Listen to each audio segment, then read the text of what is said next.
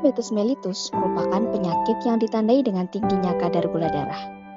Pada diabetes mellitus, peningkatan kadar gula darah atau hiperglikemia dapat menyebabkan gangguan keseimbangan elektrolit.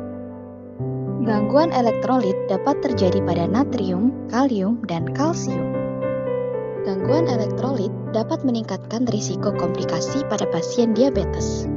Oleh karena itu, penelitian ini dilakukan untuk mengetahui gangguan elektrolit pada pasien diabetes mellitus tipe 2. Penelitian ini membandingkan pasien DM tipe 2 dengan orang sehat. Dengan jumlah sampel 200 pasien DM tipe 2, 50 kontrol non-diabetes dan darah diambil setelah puasa. Yang diperiksa ada gula darah, HbA1c, natrium, kalium, dan kalsium.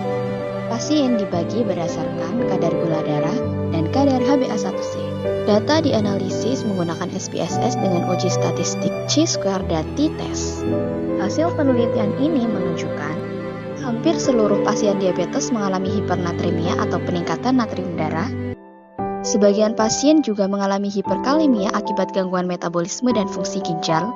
Gangguan kalsium juga ditemukan baik berupa hipokalsemia maupun hiperkalsemia. Gangguan elektrolit paling banyak ditemukan pada pasien dengan hiperglikemia atau gula darah tinggi. Gangguan elektrolit pada pasien diabetes mellitus tipe 2 berhubungan erat dengan kadar gula darah yang tinggi atau hiperglikemia. Ketidakseimbangan elektrolit terjadi akibat perubahan distribusi cairan tubuh dan diuresis osmotik yang disebabkan oleh hiperglikemia. Hipernatremia paling banyak ditemukan pada pasien dengan hiperglikemia. Kondisi ini terjadi karena kadar glukosa yang tinggi menyebabkan tubuh kehilangan banyak cairan melalui urin.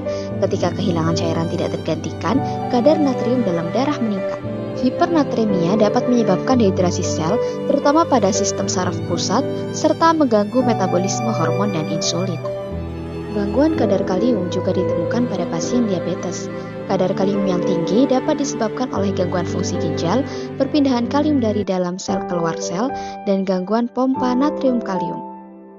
Pada penelitian ini, peningkatan kadar kalium paling tinggi ditemukan pada pasien dengan hiperglikemia. Selain natrium dan kalium, penelitian juga menemukan gangguan kadar kalsium berupa hipokalsemia dan hiperkalsemia. Kondisi ini dapat dipengaruhi oleh gagal ginjal, kekurangan vitamin D, penggunaan obat diuretik, serta gangguan magnesium dan fosfat.